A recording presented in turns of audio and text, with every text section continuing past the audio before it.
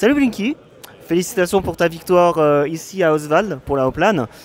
Qu'est-ce que ça te fait du coup de remporter un nouveau titre en terre alsacienne? Ouais, il n'y a pas beaucoup de LAN GeoGuessr, mais ça commence à faire plusieurs titres en LAN pour ma part. Et là, on était à deux, du coup, j'étais pas tout seul, hein, avec Malfunction, et on était bien favoris, ça s'est bien passé. On s'y attendait un peu, mais en même temps, on est fiers de notre performance, et ouais, c'est toujours bien de gagner. C'est sûr, ça fait toujours plaisir. Ce qui est étonnant, c'est quand on parle d'e-sport, on pense pas forcément à GeoGuessr. Et que peux-tu nous dire à propos de l'émergence de de cette scène e-sport? Parce que quand on pense à scène e-sport, on pense à League of Legends, Counter-Strike, mais GeoGuessr, ça nous sort vraiment de l'esprit. Qu'est-ce que tu peux dire sur cette scène? Ouais, c'est une scène assez nouvelle, mais qui a beaucoup d'ambition et il y a quelques gros tournois qui ont eu pas mal de portée. L'année dernière, les championnats du monde, je crois que ça a été très, très regardé. Mais en dehors de ça, c'est très petit, ouais. Mais ça commence à devenir très régulier. Et GeoGuessr, vraiment beaucoup d'ambition et ils vont essayer de faire grandir ça. Donc moi, je m'attends à que ça continue à grandir, mais en même temps, c'est vrai que c'est compliqué de se projeter. C'est un peu un e-sport particulier, que l'e-sport de manière générale, c'est très compliqué à faire grossir et pérenniser. Donc à voir ce que ça donne. Tu t'entraînes combien de fois par jour et quels sont comment on en devient aujourd'hui être bon à GeoGuessr?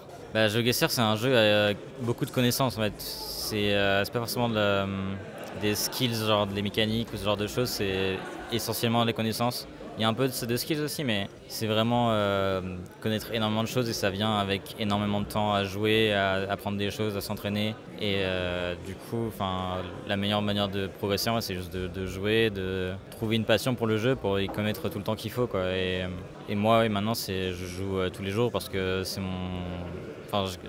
je gagnais suffisamment d'argent avec les tournois pour que ça devienne quasiment mon activité principale, quoi.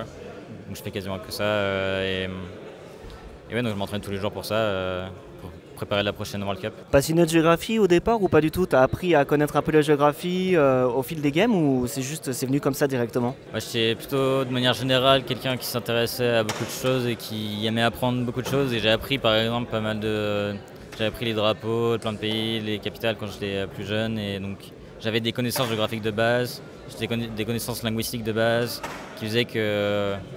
Ça m'intéressait parce que ça touchait à ça, mais aussi parce que je savais que j'avais les connaissances et que je pouvais être bon. Et du coup, oui, ça m'a poussé à me lancer directement dans la compétition. Et même en découvrant le jeu, j'ai découvert d'autres manières.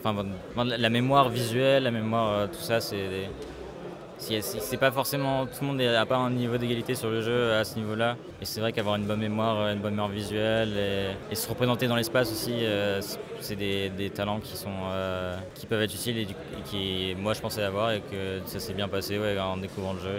Je sais plus c'était quoi ta question, j'ai peut-être un peu divagué. C'était savoir s'il fallait être un passionné de géographie parce qu'à force de pratiquer, tu te retrouves dans chaque map, tu connais chaque détail. Ouais, c'est ça. Je pense qu'il y a deux catégories de personnes. Mais en fait, il y a beaucoup de gens qui découvrent GeoGuessr pour l'aspect voyage, pas forcément géographie. Mais après, oui, les gens passionnés de géographie, ils vont utiliser ça pour aussi utiliser leurs connaissances. Mais après, c'est assez peu un jeu de géographie finalement.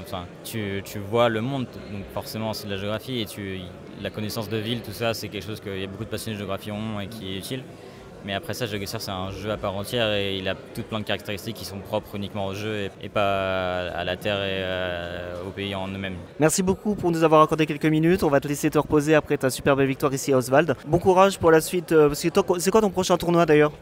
Et vers les championnats du monde fin août. Merci beaucoup, Miliki.